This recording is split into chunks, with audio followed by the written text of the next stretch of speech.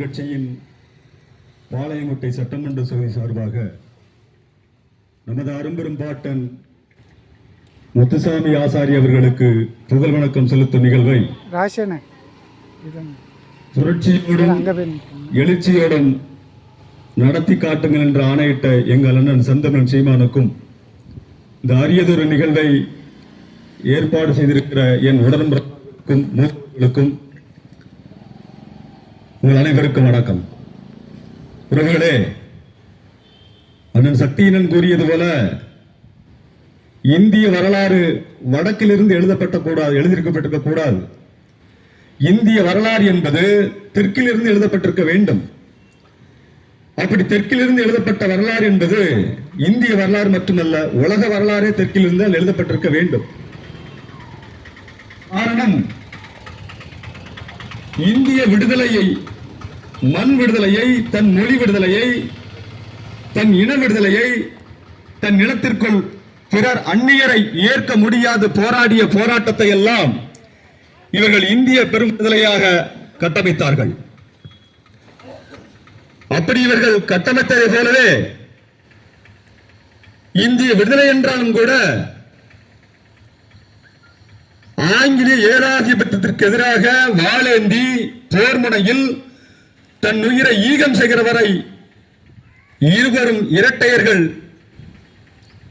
வெறும் சவாலாக போராடினார்கள். மருது சகோதரர்கள், அந்த மருது சகோதரர்களைப் போல ஆங்கில ஏகாதிபத்தியத்தை எதிர்த்து என் நிலத்தில் இங்கிருந்து உன்னை அப்புறப்படுத்தாமல் விடமாட்டேன் என்ற சுதந்திரத்திற்காக போராடிய இருவரும் இரட்டையர்கள், விருதுநர் இரட்டையர்கள்.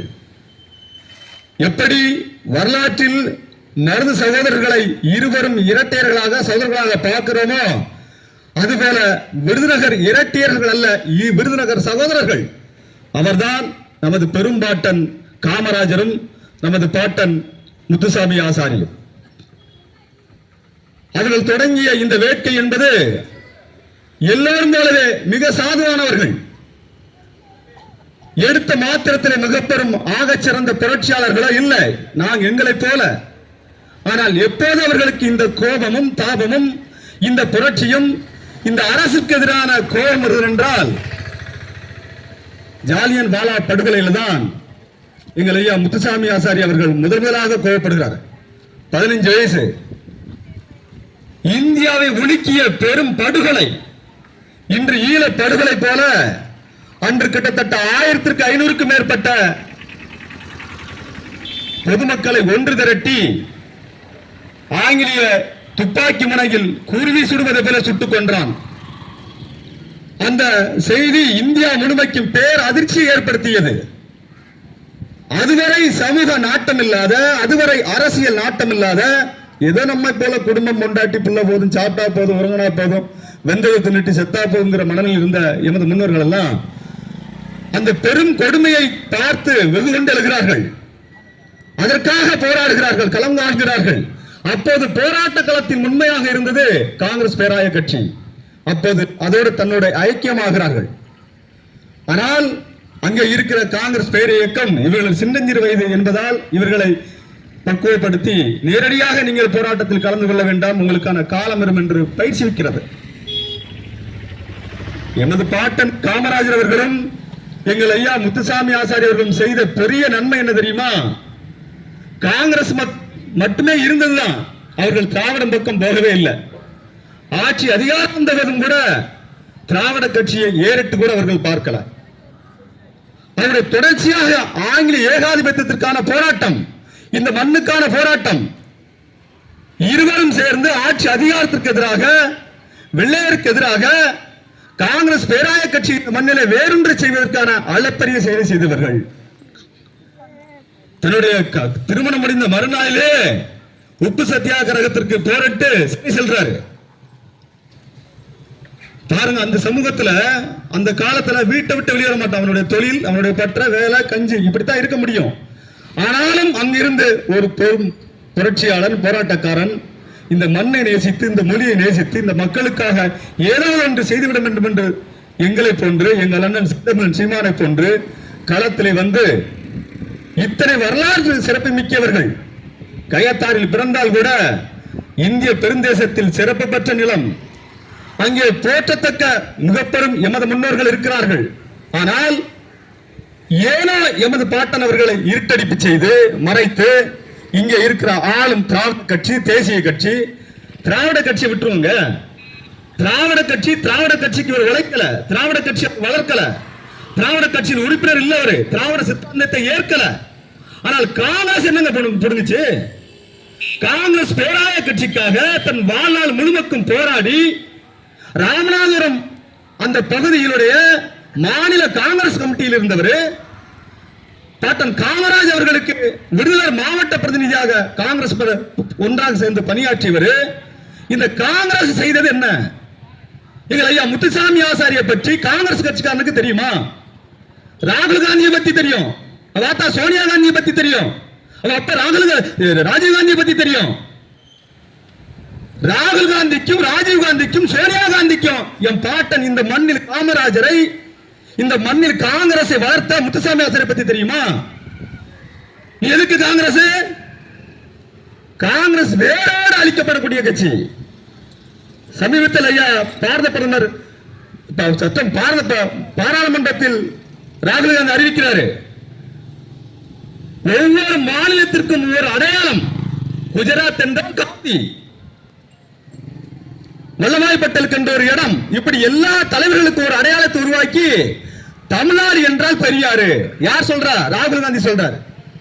தமிழ்நாடு என்றால் அந்த அடையாளம் பெரியார் தான், ஐக்கான் அவர் தான். பெரியார் என்றால் தமிழ்நாடு, தமிழ்நாடு என்றால் பெரியார். உனக்கு எவன் அழைப்பு கொடுத்தது? உனக்கு யார் சொன்னது பெரியார் என்று? பெரியார் தான் தமிழ்நாட்டின் ஐக்கான அடையாளமா? தமிழ்நாட்டின் அடையாளம் பெரியாரா? அப்படி என்றால் உன் கட்சியை வளர்ப்பதற்கு, உன் கொடியை இங்க வளர்ப்பதற்கு, உன் தத்துவத்தை தூக்கி சுமந்து உனக்காக பாடுபட்டு செக்கெழுத்து செத்த என் பாட்டன் வாவுசி, எங்கள் பாட்டன் முத்துசாமி ஆசாரி, எங்கள் பாட்டன் காமராஜர், இவர்கள் எந்த நிலத்தின் அடையாளம்? உன் பார்வையில் தமிழ்நாடு பெரியாரின் அடையாளம் என்றால் காமராஜருக்கு எந்த மாநிலம் அடையாளம்? வாவுசி பாட்டனுக்கு எந்த மாநிலம் அடையாளம் கொடுக்கும்? எங்கள் பாட்டன் முத்துசாமி ஆசாரிக்கு எவன் அடையாளம் கொடுப்பான்? எங்க பிறந்த பெரியாருக்கு என் மொழி அல்லாத, என் இனம் அல்லாத, என் பண்பாட்டு விளியமங்களுக்கு தொடர்பில்லாத பெரியாரை தமிழ்நாட்டின் அடையாளமாக திணிக்க துடிக்கிற ஏற்க முடியாது. பாராளுமன்றத்தில் சொன்னாப்ல ஏற்றுவோமா? இதை கைகொட்டி திமுக வர இருக்கிறது. இன்று திமுக கூட்டணி இருக்கிற காங்கிரஸ், காங்கிரஸோட கூட்டணி இருக்கிற திமுக, முத்துசாமி ஆசாரி பத்தி இங்க தெரியுமா அவனுக்காவது? இந்த பாராளுமன்றத்தில் இந்த தெருவில் காங்கிரஸ் கட்சிக்காரர் இருக்கானா இல்லையா? திமுக இருக்கா இல்லையா? ராகுல் காந்தி பாராளுமன்றத்தில் பேசியதை ஏற்கியா எதிர்க்கிறியா? தமிழ்நாட்டின் அடையாளம் பெரியாரா? ஐக்கான் பெரியாரா? அப்படின்னா இவங்கெல்லாம் யாரு? தெருவில் பிச்சை எடுத்தவங்களா? பெரியாரை இந்த மண்ணில் நுழைய விட்டு வாழ வைத்து ஆட்சி அதிகாரத்திற்கு அவருக்கு துணையாக இருக்க வைத்து மாளிகை கட்டி அரசியல் அமைப்பு நாங்க செஞ்ச தப்பு. நிலையம் போல அடிச்சு வரட்டி இருக்கணும். உன்னை மாளிகை கட்டி அரண்மனை கட்டி செல்வந்தராக ஈரோட்டில் மிகப்பெரிய அரசியல் தலைவர்களாக பொறுப்பு கொடுத்து உனக்கு பின்னாக லட்ச மக்கள் என் மக்கள் பின்னால் அணிதிண்டு பாதாண்டாது. எத்தனை ஆண்டுகளை எம்மை காயப்படுத்துறீங்க? எமது முன்னோர்கள் செய்த தவறு, எமது பாட்டன் சித்தப்பன் செய்த தவறு, இப்ப எங்கள் முன்னாலும் பெரியாரை திணிப்பது. எத்தனை நாளைக்கு திணிப்பது பெரியார? அடுத்த தலைமுறைக்கும் பெரியாரை திணிப்பியா? பெரியாரை மீண்டும் மீண்டும் கொண்டு வருவது இந்த மண்ணிற்கு மிகப்பெரிய அவமானம். நாங்கள் கொஞ்ச நெஞ்ச ஒரு மரியாதை வச்சிருக்கோம், அதையும் கெடுத்துறாத. என் நிலத்தில் இருக்கிற எமது பாட்டன்கள் அழகுமுத்துக்கோனிலிருந்து புலித்தவனிலிருந்து தீரன் சின்னமலையிலிருந்து மண்ணுக்கு போராடி செத்த வெண்ணி காலாடி மாவுசி பாட்டனார் என்று என் பாட்டன்கள் எத்தனை பேர் இருக்காங்க. இவர்களை நாங்கள் கொண்டாடுவோம்.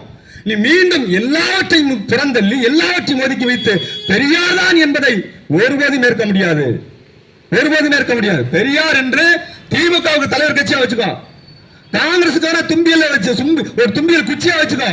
தமிழர்களுக்கு திணிக்காத, தமிழ்நாட்டுக்கு திணிக்காத. ஏனென்றால் எமது பாட்டன் முத்துசாமி ஆசாருடைய கனவு என்பது என் நிலத்தை, எமது வளத்தை பிறருக்கு அடிமையாக்கி விடக்கூடாது, பிறருக்கு என் மக்கள் அடிமையாகி விடக்கூடாது. இது ஒன்றுதான். காங்கிரஸ் கட்சியை வளர்த்தோம் என்பதோ இல்லை என்றால் இந்தியா விடுதலை என்பது பின்னால்தான். என் நிலம், என் பலம், என் இனம் எவனுக்கும் அடிமையாகிவிடக் கூடாது. அது போலத்தான் இன்றும் எனது நிலம், எமது பலம், எமது இனம், எமது மொழி எவனுக்கும் அடிமையாக கூடாது என்பதற்காகத்தான் அவருடைய நினைவேந்தலில் நாங்கள் உறுதியேற்கிறோம். நாங்கள் எமது பாட்டினுடைய இந்த நிகழ்வை தொடர்ச்சியாக இன்னும் இதுகால வரலாற்றில் புறக்கணிக்கப்பட்ட எத்தனையோ எமது பாட்டங்கள் இருக்கிறாங்க, எங்களுக்கு கற்பிக்கப்படல. ஆனாலும் தேடி தேடி கற்பிப்போம்.